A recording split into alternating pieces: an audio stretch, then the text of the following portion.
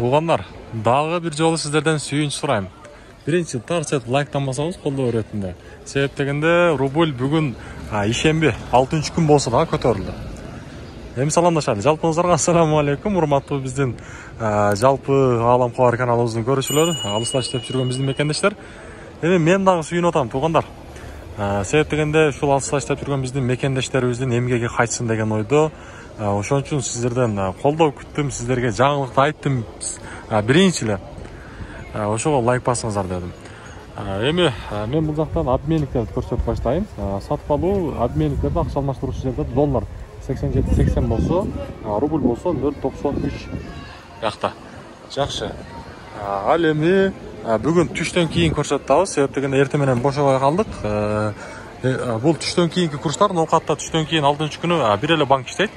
Караңыздар, Доскоредо банк сатып алуучу доллар 87.00, евро 95.10, рубль болсо 0.93,5. Жакшы туугандар, өтө сонун. Себеп дегенде кече 0.93 болгон. Билесиздер, баягындай апта аяктап калганда рубль түшүп кетиш керек эле.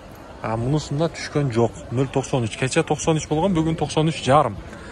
Буюрса эртеңки күнү дагы жакшы жаңылыктарды сиздерге жеткирип билип берип турабыз. Базар күнү кандай болду экен? Эртең дагы сиздерге иншалла тааныштырышка аракет кылайлы. Андыктан биз менен бирге болуңуздар, мага айды түшүрбөйбүз. Сонун жаңылык 5 тыйынга болсо дагы көтөрүлүп атат.